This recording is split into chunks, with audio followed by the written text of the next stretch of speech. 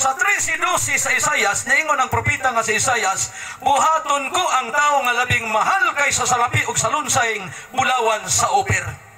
Magbuhat lang siya labaw pas bulawan aron iya lang patyon.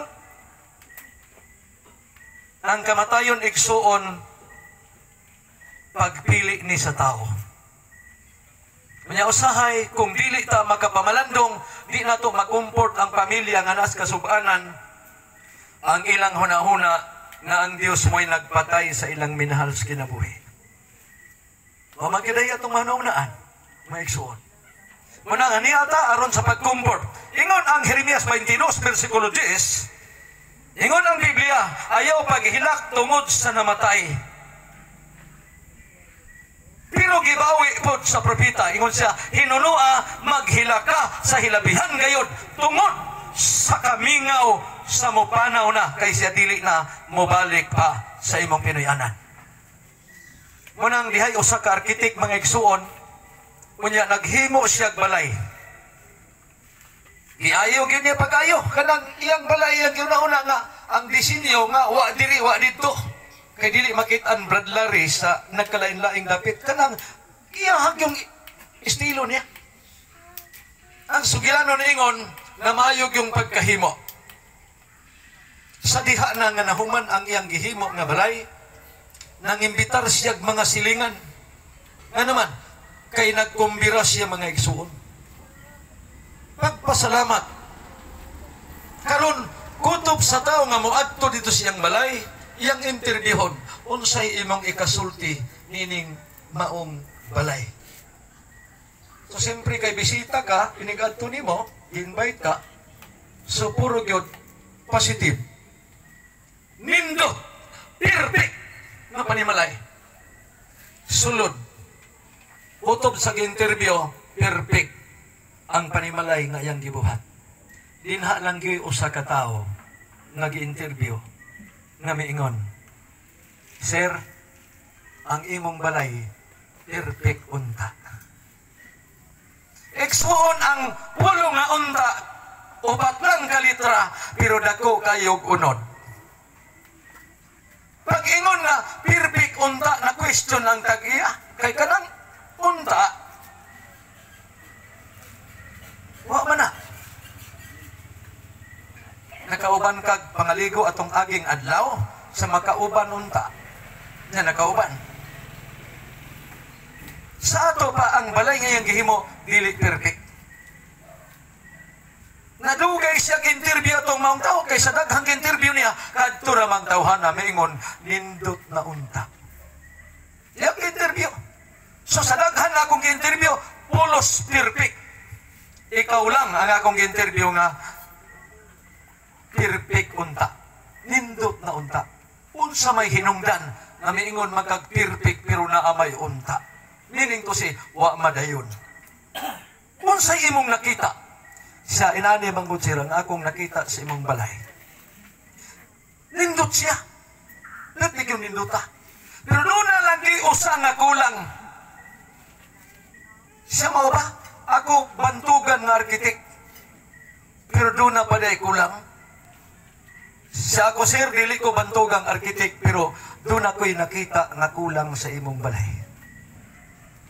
Siya unsa man, sa kining pultahan. Sa nga naman yung pultahan? Siya dapat unta, sir, kining imong balay, wa nimo gibutangan o pultahan.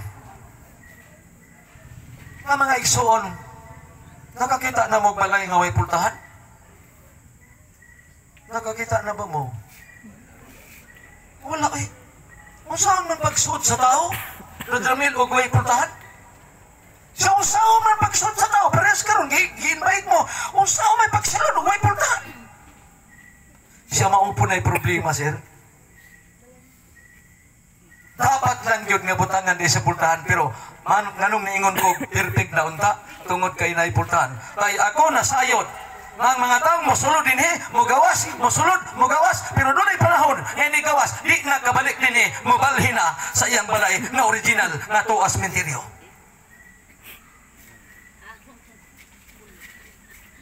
Nakapamalandong siya. Tama, no? Dapat unta ang balay, wa na'y pultahan kay dunay panahon na dramil nga ang tao sa iyang balay, mobiya siya, di na siya mobalik og sulod. Wala mo pasabot si Radan unta, kay ron nga, di gyud mo gawas, pero di gyud mapugan. 30:23 sa Hob, niyon siyo, ako nasayod na ako imong dalhon dito sa damit alang sa tanang mga buhi. Asa man yung napita?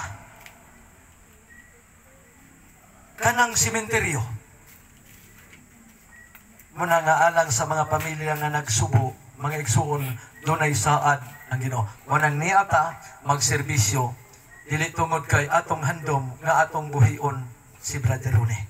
Kung dili ang atong buhion, ang atong mga kasing-kasing nga malumos sa kagol, 119:28 sa Salmo, Salmista David Bingon, O Diyos, liguna ako, tungod ng akong kasing-kasing naguba, liguna ko, pinaagis imong mga pulong. Ang tumong og tuyo nato dinhi mo na yung nagpasalamat ko kay ni ata ni uban. Magdula man tag continuous unya, pero salamat kay ni ata na malandong. Unang Pedro 4 versikulo 6, ingon si Pedro, mao kini ang hinungdan ngano nga ang mayong balita atong giwali bisan palitos na nga matay. Nganuman aron sila nga namatay sa espiritu, mabuhi sila. Ibig sabihin matagaan og paglaom ang nias kasub-anan. Amen. Mo ni tuyo. Juan 11:19 ang kasulatan miingon, o daghan ang miadto sa panimalay ni Lazaro sa iyang pagkamatay, bisan pang tagalagyo, ang tuyo miadto aron mounong sa kasub-anan sa mga natungdan. So ang tuyo ni igsoon na may mga dulag unsa man, ang pinakatuyo ni nato na moanhita aron moduyog sa kasubo sa pamilya. Mo gyud ang pinakaunang sentro aron mohatag og paglaom. Manatong MC kaniya nag-intro, lain man po, di ta mangayog katahuran. Manang Mateo 10:12 ningon, sa dihang moadto kamo kabalayan, mga tapok-tapok, itunol ninyo ang pangayog katahuran. Manang miingon mayong gabi kaya nga naman, dunay maayong balita, luyo, nining mga kasub-anan. Amen, mga igsoon. Kay dunay Kristo, nga nagpalansang dito sa Kalbaryo sa krus. Ug ang kasaysayan ngano nga ang tao nabagsak sa kamatayon tungod sa kahoy. Muna nga ang tao girikabir sa Ginoo. Dunay iyang bugtong anak gipalansang sa kahoy. Aron kita pag-abot sa panahon Kapitulo 22 sa pinadayag makabatuntag paglaom pinaagi niya ng kahoy sa kinabuhi. Although nahimo man tang mga badlongon, unya midangat tas kamatayon, way makaikyas nato mga igsoon. 5:12 diha sa Roma, yung si Pablo, sanglit ang tanan nakasalaman og nakabaton sa kamatayon. Kitang tanan. 89:48 sa Salmo, ingos David, kinsabay mo bato nato sa ibabaw yuta. Wala, kay bisan pa ang bato nga si Kristo namatay mga igsoon. Manang ato ni atas pagpamalandong kay mangandam ta, naghimo kog awit igsuon, unang Samuel 20 versikulo 3, nagbarug ta, nagtindog ta, ang kamatayon usara kalakang. Manang dito bis kanipa, tayo na mong ulit kinapawan, si Nanay Hombre mingon, ako na pong apo, brother ang namatay. Ipangutanan ako, pila edad, 17 anyos. Kung sa hinungdan, ni apil sa racing. Patay kay nadasok mga igsuon dito sa Prandilya kunog asa dapit nga kalsada.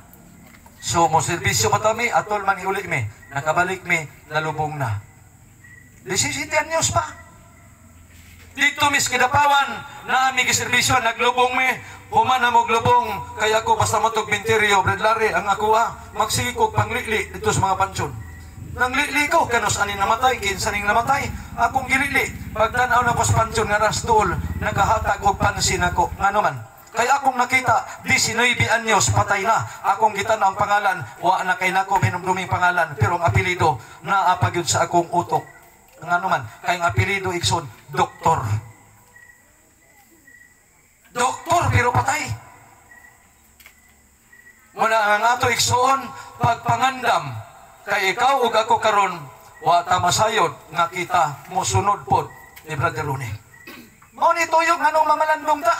kay kining namatay igsuon, haya na ni siya. Ano man, wala na ni siya una-unaon pa. Ang pagsinggit og uhard na humana. Mabitaw ni Solomon Mingon, ang pagkamatay maayo kaysa pagkatao. Nga naman, sa natao ta, wag yung tayo biste. Unsay nala na to, pusod ra. Ginaginot pag yung mananabang, iputol. Unya, ginubong. Nga naman, pating na nga ikaw, mosunod unyas imong pusod sa ilawom siyuta. Ngunang ikaw ug ako, may maglawas ug mga daot. Mag-andam gyud ta kanunay. Nagbiyahe magniya si Brad Tata. Nagkanta-kanta, bisag sakit ang iyang hawak. Mag-andam ta kanunay sa atong unsa to Brad? Kinabuhi. Nga naman, kaya ang atong kinabuhi mula bayra. Usa ka pastor nagwali og namatyan. Unya last night man to Brad Ramel. Nagwali siya. Unya sa kadaghan sa tao, na-short ba ng baso? Na-short ang baso sa pagpangapina. Gitanaw sa tagbalay, wa naman makapangapi kay nahurot mang baso. Nabalaka ang asawa kay ang bana mamputong namatay. Nilili siya sa pastor, wala na kay baso. Sige lang, no problem. Masiguro lang sila. Ay, tama pastor. Hulat-lag kadali. Nga naman, kuhaon ako itong baso nga ako yun itong gihipusan. Kanang basuha, baso na sa akong bana nga namatay. Sa ako yun ang gihipusan kay ang handumanan. Pero kay wag naman kay baso, ako ning ipagamit nimo. Unya ang namatay igsuon, ang namatyan TV.